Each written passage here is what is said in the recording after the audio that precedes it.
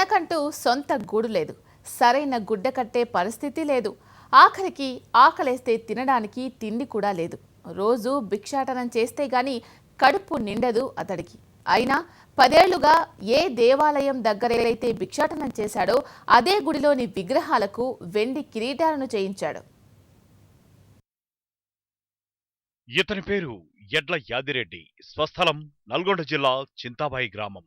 9 ఏళ్ల వయసులో ఇంటి నుంచి పారిపోయి విజయవాడ చేరుకున్నాడు. చాలా కాలం రిక్షా తొక్కుతూ జీవనం సాగించాడు.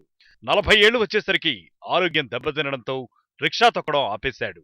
బతుకు తెరువు కోసం ముత్యాలంపాడులోని కోదండ రామాలయం దగ్గర భిక్షాటనం చేయడం ప్రారంభించాడు. అక్కడ భక్తులు తక్కువగా ఉండటం వలన పక్కనే ఉన్న సాయిబాబా గుడి దగ్గర కూడా భిక్షాటనం చేసేవాడు.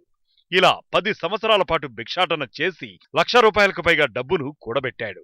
యాదిరెడ్డి అని చెప్పేసి ఒక వ్యక్తి, సామాన్యమైనటువంటి ఒక యాచకుడు. అతను ఈ గుడి దగ్గర కనీసం 15-20 సంవత్సరాల నుంచి సాయిబాబా గుడి దగ్గర, కోదండ రామాలయం దగ్గర భిక్షాటన చేస్తూ తను సంపాదించిన ద్రవ్యంతో పెరుమాళ్ళకి కైంకర్యం చేయడానికి కొన్ని దేవాలయాలకి కొన్ని వస్తువులు ఇస్తూ వస్తున్నాడు. అలాగే ఇందులో భాగంగా మొన్న మార్చిలో జరిగినటువంటి ప్రతిష్టా కార్యక్రమాన్ని చూసిన తర్వాత అతనికి స్వామివారికి వెండి కిరీటాలు బహుకరించాలని చెప్పినటువంటి ఒక నిశ్చయం కలిగి 4 కిరీటాలు బహుకరించారు మొన్న.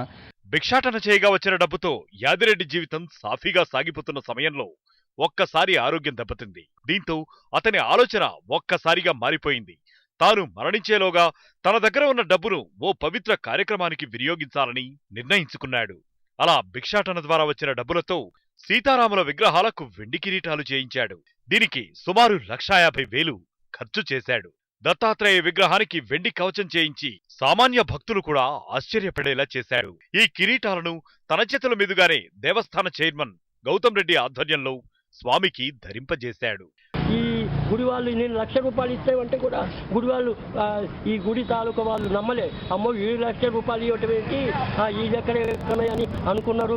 ఏదో బాబా అనుగ్రహం వల్ల ఇచ్చిన తర్వాత వాళ్ళకు నమ్మకం చూసి అప్పటి నుంచి నాకు ఈ నిత్య అన్నదానానికి ఒక 50,000, దత్తాత్రేయ విగ్రహానికి 50,000, తర్వాత దత్తాత్రేయకి తొడుగుడు చేపించా. ఇదంతా చెప్పుకోవాలంటే భక్తులది, నాదేం లేదు. వాళ్ళు ఇచ్చిన రూపాయి అలాగా రోజు అలా కూడబెట్టి అలాగే ఇవ్వటం, నేను ఏమి ఖర్చు పెట్టుకోకుండా భగవంతుడికి సేవ చేయాలనుకొని మొత్తం 4 కిరీటాలు చేయించాను. ఆ బాబా అనుగ్రహం వల్ల అన్నీ నాకు చక్కగా తగిన, నా ఆరోగ్యం కూడా అక్కడ ఇచ్చిన కాడి నుంచి కుదుపు పట్టింది. దానగుణం అనేటువంటిది మనుషుల్లోనే ఎక్కువగా కనపడుతుంది. కానీ డబ్బున్నవాడు డబ్బు సంపాదనకే ఎగబాగుతున్నటువంటి ఈ రోజుల్లో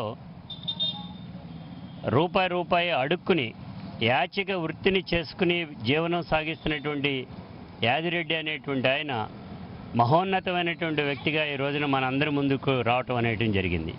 ఆయన ఈ రోజున రాముల వారికి, లక్ష్మణుడు, సీత, అదేవిధంగా ఆంజనేయుడు, వీరందరికీ కూడా విగ్రహాలకి వెండి కిరీటాలు తయారు చేయించడం జరిగింది. అంతకు ముందు కూడా సాయిబాబా మందిరంలో నిత్యాన్నదాన పథకానికి ₹1,00,000 డొనేషన్ ఇవ్వడం జరిగింది.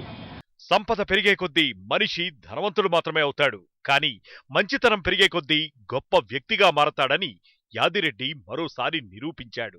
సామాన్యులు కూడా ఆలోచించని ఇలాంటి గొప్ప కార్యక్రమాన్ని ఒక బిచ్చగాడు చేయడంపై స్థానికులు యాదిరెడ్డిని ప్రశంసిస్తున్నారు.